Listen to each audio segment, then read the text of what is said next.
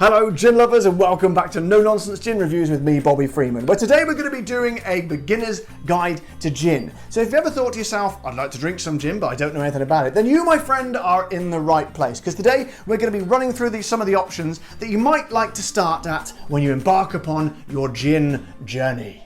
So if you like the sound of that sort of thing, you think you'd like to watch a bald man talking about gin, then don't forget to smash my subscribe button. Quite literally smash it. Go on, it's down there. Give it a smash. Go on, that button down there. Go on. You'll feel better. Go on. That's it. Well done, son. Don't you feel better? Told you, didn't I? So, first thing you need to know about gin is there is a lot of it, and I'm talking a hell of a lot. There's about 3,000 gins on the market at the moment, so it can be a bit overwhelming. You don't really know where to start because there's just so much choice out there. It's almost impossible. So I have selected 5 of my favourite gins here, which I think are good ones to start from. So number 1 on this little list is this fellow here. This, my friends, is something you'll become very, very familiar with if you start drinking gin. This is Beefeater. So Beefeater has been around for since about the 1860s, so they really know what they're doing. It's their distillery is here in London, and it will cost you. It's pretty reasonably priced. This, I'd say, this is almost my sort of. If I had to have just one gin for the rest of my life, it would probably be the Beefeater. It's never lets you down.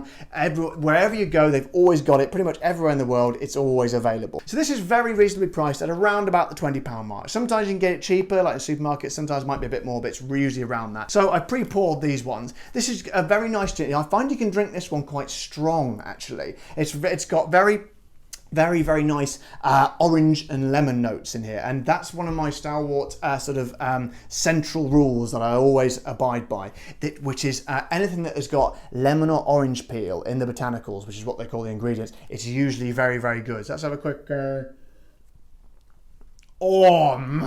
makes me shudder. It's just gorgeous. And I say it's quite citrusy, and it's just to the point the citrus lets it, enables you to drink it quite strongly, I think. So this is one of my favourite gins, and I recommend you get yourself some of this when you start on the gin journey. Similarly, these 3 are all quite similar, actually. This, my friends, is called Sipsmith. Now then, this is another one that you will see a lot of when you start drinking gin, because it is available almost everywhere. Now, unlike the Beefeater, this is quite a young company, actually. They started in 2009 by 2 guys called Fairfax and Sam, and they were just down the road from me in Chiswick in West London.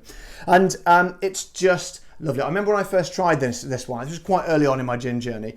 It was just delicious. It's very, very nice. It just gets it right. All of these are not going to be particularly different. They'll be very subtly different, but you won't be like, oh wow, that's incredibly that's a big contrast to the last one. They'll all be pretty much, I wouldn't say the same, but they'll be in the same kind of bracket, I would say. Sipsmith is a very, very good gin. I'd say maybe even a little bit more citrusy than the Beefeater there, but not to say the Beefeater is not enough citrus, just slightly different. They just vary a little bit. It's a top gin, and I recommend whenever you see that, get it down here because you will love it. So next up is this little fellow here, which is Tanqueray. Now this one, again, it's going to be in the same sort of taste bracket as the other 2. However, this I feel is a little bit fresher, okay? A little bit kind of almost like pine notes in there, a bit sort of like essence of almost, without wanting to sound too pretentious, almost like sort of a green foresty sort of feel to it. Let me have a quick yes, straight away. Much fresher gin. Well, I say much, a much more it's discernible. You can tell. It's a little bit fresher than these 2, but still in the same sort of thing. Very, very nice. You will often see this in more sort of high-end hotels and boutique-y sort of places. They'll love it, and you'll never go wrong with the Tanqueray, trust me. So next up is this little fellow over here. Now this is called Hendrick's, okay? Now this is a little bit different. The reason I put it over here is it's a slightly different taste bracket, I say to these guys, and the reason being it's distilled with cucumber, okay? Now, I'm not the biggest fan of cucumber, okay, especially not in drinks. I think it's crazy. I think you might as well drop a bit of broccoli or a carrot in there, you know. It's very, very strange, but a lot of people really, really like it. It's incredibly popular. It's available the world over, and people really, really like it. So let's have a quick bit of a blast on that one. Yeah, okay.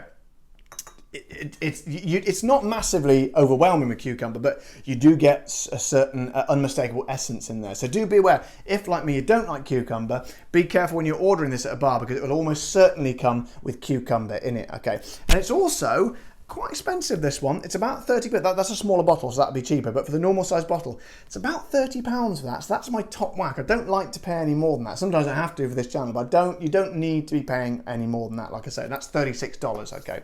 So yep, that's Hendrix. If you like cucumber, go for it. If you don't, maybe give it a miss. So the last one we've got for you today is a bit of a curveball, to be honest. So this little fellow is Hampstead Gin, all right? Now this one is available from a supermarket called Lidl, which we have lots of here in Europe and in the UK. And I'm pretty sure they have them in America as well. I don't know if they have them further afield. You have to let me know. But this one is absolutely delicious. It's very nice. It certainly holds its own with all of these. But the good thing about it is cheap. I'm talking £9.99 now, so £10, or that's $12. So that's a lot cheaper than a lot of these guys. And you're not taking a hit. I mean, the only thing is it is a bit of a smaller bottle. I think it's a 50 cl. Yeah, 50 cl instead of a 70 cl. Still works out much cheaper. And unlike most things in life, if you buy cheap, you get something not quite as good, or you have to spend money to get more money to get something better. It's not the case with gin. Not the case with gin. In some cases it is. Some of the expensive ones are very nice, but this is probably the cheapest gin on the market. I can't think of one cheap. I don't know of anyone cheaper than this. However, it is still one of my favorites, and definitely just as good as the ones that are twice or 3 times the price of it. So that's almost the end of this guide. However, we have one more very important thing that I've not mentioned yet, and that is the tonic. So you've probably seen this little fellow lurking quietly in the corner. This, my friends, is Fever Tree Tonic, okay? Put simply, there is no better tonic than this. I have tried, there are loads available, absolutely loads available, and I've tried pretty much all of them, but nothing comes close to Fever Tree. They do different flavors as well. They do elderflower, they do a Mediterranean one, they do an aromatic one, they do a cucumber one, but less said about that the better. And I think they also do a lemon one as well. But this is what I would use for all my tests, for all my reviews, just to keep it fair. And it's just gorgeous. So my advice, it is a bit pricey. I mean, for this, which is 500 ml, it's about £1.80, which is kind of like just $2.50. But it really is worth it, and if you really want to enjoy gin and tonic and get the absolute most out of it and the best it can be, it just has to be Fever Tree. As I say, if you're struggling for cash, you're on a bit of a budget, you could go for Schweppes. It is cheaper and it's not bad at all. But this, whenever you can, I would suggest do everything, pull out all the stops you can to get the Fever Tree, because it truly is wonderful. So that was a beginner's guide to gin with me, Bobby Freeman, on No Nonsense Gin Reviews. If you've enjoyed this video, don't forget to smash my subscribe button and my like button, or if you don't want to smash it, you can just press it gently like a civilized human being, and we should all be friends and talk about gin forever. How's that sound? Sounds bloody good to me. So guys, I am Bobby Freeman, this is No Nonsense Gin Reviews, and I hope to see you all next time. Bye bye.